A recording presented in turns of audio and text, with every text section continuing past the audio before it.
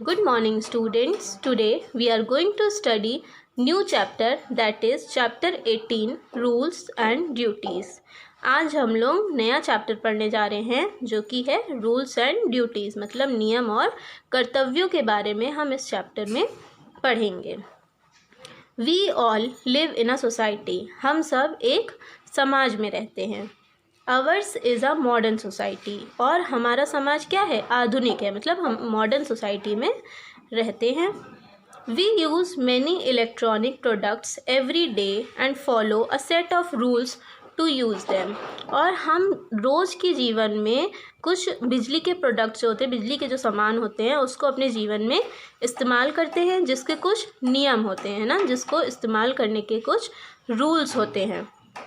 We also follow rules while walking on the road. और हम कुछ नियमों का पालन करते हैं रोड पे चलते समय भी, है ना। जब हम रोड पे चलते हैं तो वहाँ भी कुछ नियमों का पालन करते हैं।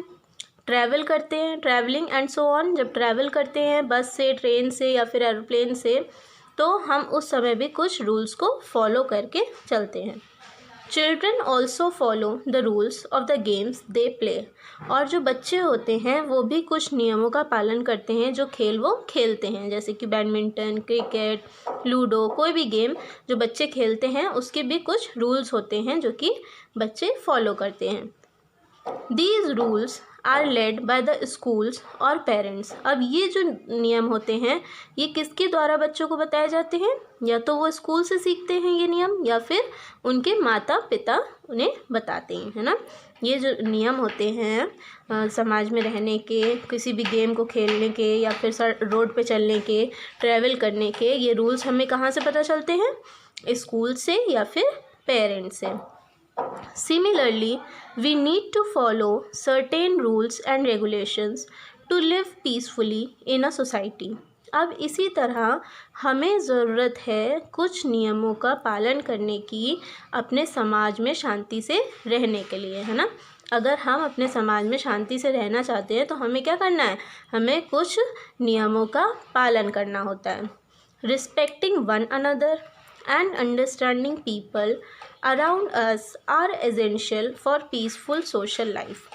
अब एक दूसरे की रिस्पेक्ट करना, है ना, एक दूसरे की इज्जत करना, और हमारे आसपास के जो लोग हैं उनको समझना, ठीक है, ये सबसे ज़रूरी पार्ट है सामाजिक जीवन जीने का, है ना। ये सबसे ज़्यादा ज़रूरी है। अगर हम सामाजिक जीवन को शांति से जीना चाहते हैं तो उसके लिए हमें क्या करना होगा? हमें एक दूसरे की रिस्पेक्ट करनी होगी और अपने आसपास के लोगों को समझना होगा। We all live in India. हम सब कहाँ रहते हैं? भारत में। हमारा देश क्या है? भारत है। तो हम सब इंडिया में, भारत में रहते हैं। We are its citizens. और हम क्या हैं? अपने देश के नागरिक हैं, ना। हम इंडिया के सिटीजन्स हैं। As citizens of a country, अब जैसे कि हम भारत देश के नागरिक हैं, अपने देश के नागरिक हैं, तो we must observe the rules and regulations framed by the government. तो हमने कुछ रूल्स और रेगुलेशंस ऑब्जर्व किए हैं जो कि हमारी सरकार ने बनाए हैं, है ना। जो हमारे देश की सरकार है उसने कुछ नियम बनाए हैं जिसको हमें फॉलो करना पड़ता है ना। क्यों? क्योंकि हम अपने देश के नागरिक हैं। These rules and regulations are called laws.